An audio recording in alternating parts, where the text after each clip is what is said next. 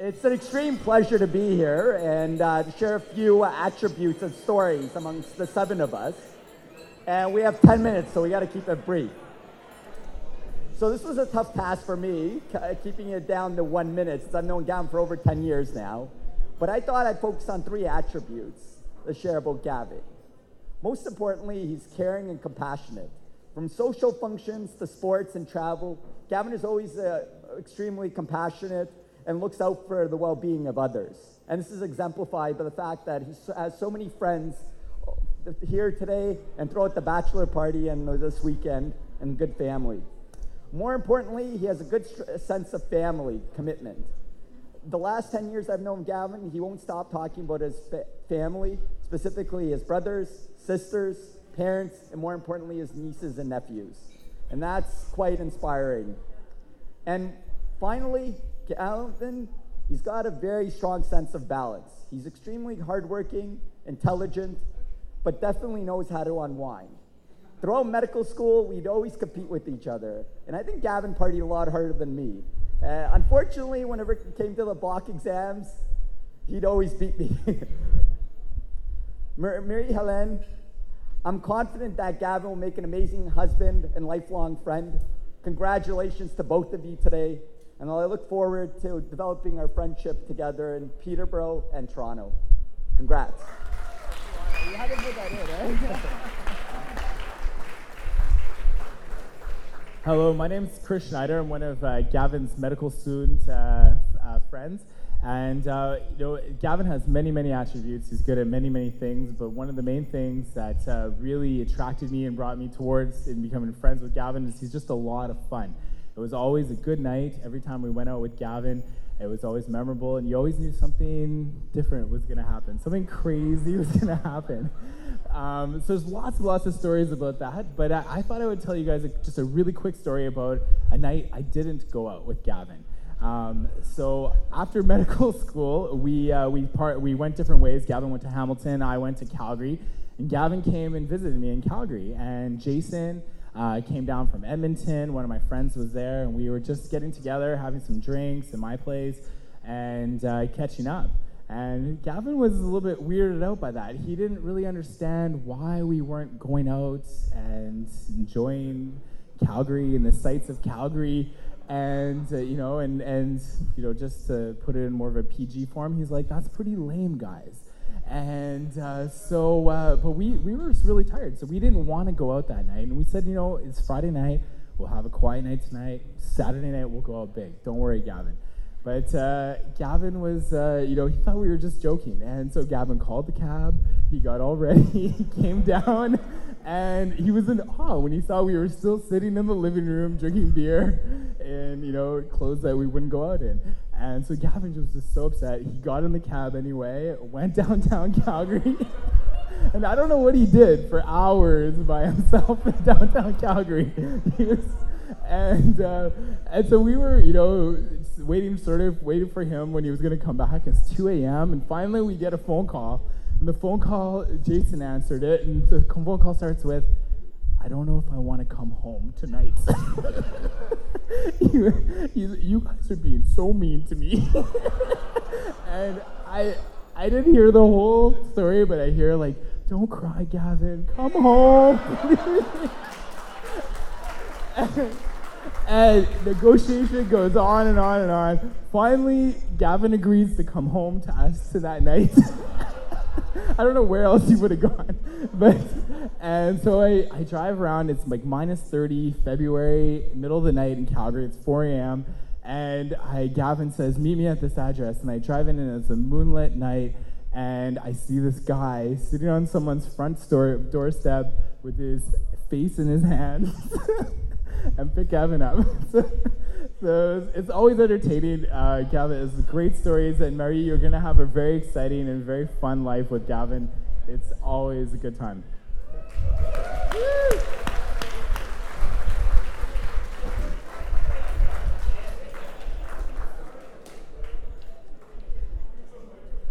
Good evening, bonsoir. My name is Jerome. I also went to school in Ottawa with Gavin, also known as Gavino. There was many stories that I could tell about Gavin, but the one that I chose is really illustrates what a loyal friend Gavin is. Before Gavin was a very successful and well-remunerated ENT physician, he was a lowly medical student, and he played on a hockey team with several of us called the Mighty Docs, and then we became the Rusty Scalpels. And I fondly remember one night, we were playing a very tough hockey team. We were losing, I think we were losing badly, and we were struggling. And at one point, one of the opponents was picking on one of our smaller players, drilled him to the ice. One of our smaller players, I believe it was Samir Hazara. He's just a little guy. You know, I have to admit, I was on the ice at the time, and I froze. I didn't know what to do. I was afraid. And then Gavin actually wasn't even on the ice. He was on the bench. But he went out of his way. He jumped over the bench. And he, needless to say, he earned his suspension, which was for the rest of the season. And he really stuck up for this poor player. I don't think it was Samir. Samir was actually our manager, by the way. So I just, really think about Gavin, and he's always there for his friends, and apparently he's really tough too. So.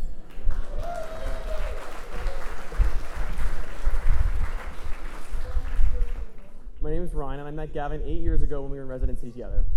Although, like many of Gavin's other friends, I could write a novel about my times with him, I will share a single experience. And this is a little bit of a burn fest. There's a whole bunch of us getting up here and saying things. So I'm going to preface this with, I do love you like a brother, but this is a story that I couldn't let pass through wedding night. So one Friday night, Gavin and I were hanging out and decided to see a movie together. After reviewing our options, we settled on Don't Be Afraid of the Dark. Now, I know what you're thinking, and yes, it's totally normal for two straight guys to go to a horror movie together. So the movie is about little evil gnomes that live in the basement and terrorize the occupants. Real high-quality Hollywood product. And it's based on providing the classic jump scare. So Gavin and I seat ourselves in the middle of the theater, the lights dim, and the movie rockets full throttle into suspense. And within 5 minutes of the opening, one of those little evil goblins pops out of a fireplace. Well, that didn't sit well with Gavin. He jumped a foot out of his chair and started shrieking like an 8-year-old girl. His scream scared me more than the movie did, I swear to God. People around started shushing, but as much as he might have liked to stay silent, it was impossible. Then in the next scene, just as you would predict, the unsuspecting victim is about to enter a room full of these evil little goblins. Gavin, being the big-hearted guy that he is, pulled his hands up to his face and instinctively yelled, "Don't go in there!" So I had the pleasure of hearing Gavin's commentary and shrieks of terror for the next hour and 40 minutes. It was great. So Mary-Hélène, you have to be strong when seeing horror movies with Gavin if you haven't already, and maybe opt to watch them from the comfort of your living room so that he can take breaks when needed. I'm really glad Gavin has found someone so special to share his experiences with, like watching these scary movies. Thanks, Gavin, for your years of friendship, and congrats to you both.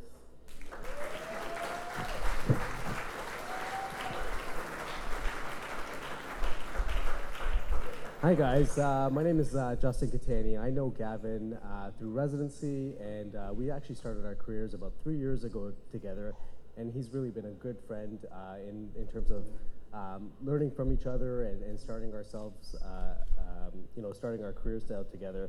And I have to say that Marie-Hélène, you look gorgeous, and really fantastic.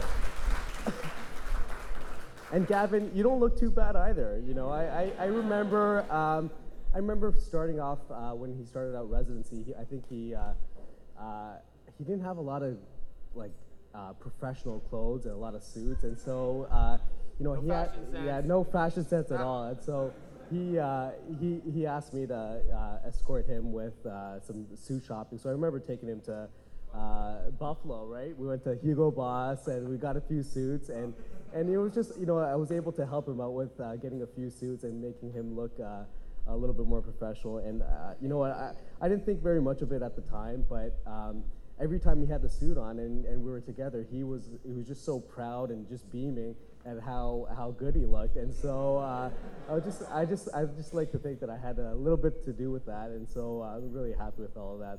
What I really try to say is that Gavin, you're a great friend, and you really helped me out a lot with starting out my career, and I think you're a great, honest, genuine guy, and I wish you and Marie Helene the best of success and the best of luck for the rest of your lives, guys. Cheers. This is mine, not yours. You gotta take it. Hi, my name's Richard. I was also in residency with Gavin. I don't actually have a story tonight. There's a little bit too much ammunition, so I've let these guys kind of take over in that front. I've been alive for a long time, which Gavin likes to mention, because I'm a whole 4 years older than him. And in all my time and all my travels, I've never met anyone like Gavin. Where's he going with this? Everyone loves Gavin. Across the board, everyone loves Gavin. I haven't met anyone who falls outside that category.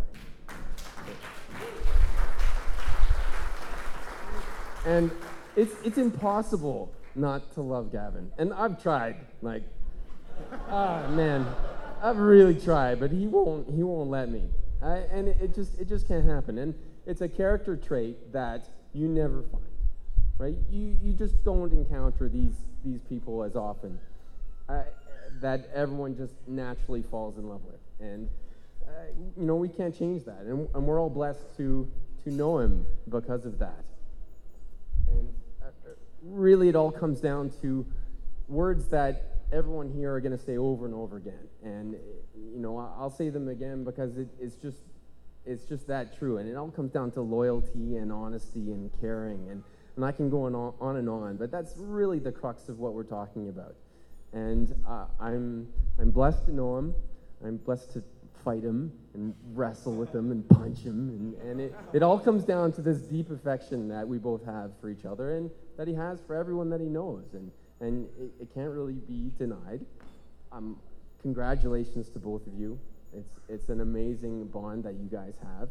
Marie, take care of my brother, please. And I wish you all the best, really. Thank you.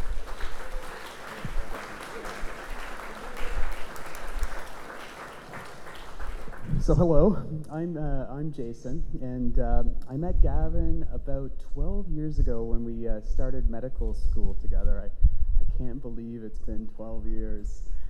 But anyway, we met right away because we were in the same Frosh group. And during that Frosh week, I got my first impression of Gavin. He was a little silly, to say the least, but also strangely very affectionate. He would give these big bear hugs to people he didn't even know. And not only that, he would give these messy, sloppy kisses. Now, not usually on the mouth, it was on the cheek. They're the kind of kisses that you kind of have to sort of like wipe off afterwards. So basically, they were gross. A lot of people know about these kisses that he gives, yeah. So the rest of this Frosh week, I went out of my way to avoid Gavin and those sloppy kisses. We eventually got to the end of the week, and it was the last night of our Frosh, and we're about to finish the Frosh week and head off into our medical school lives, and Gavin and I are at the bar, it's closing time, and he comes up to me and he says that, you know, Jay, man, pulls out his flip phone. He's like, man, what's your number? What's your number? And I'm thinking to myself, if this guy gets a hold of my number, I'm committing myself to like 4 more years of these sloppy, disgusting kisses. But anyway, it was just a stall tactic, and we eventually exchanged numbers, and I'm glad we did because we became close friends.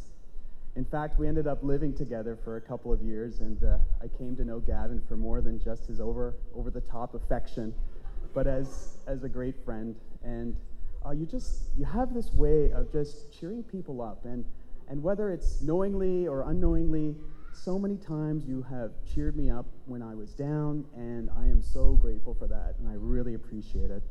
So Gav, you're an all-around great guy, and I'm really happy for you today.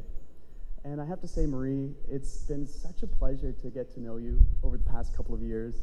You're truly a genuine person with a big heart, and fortunately, a well-developed sense of humor, which you will need.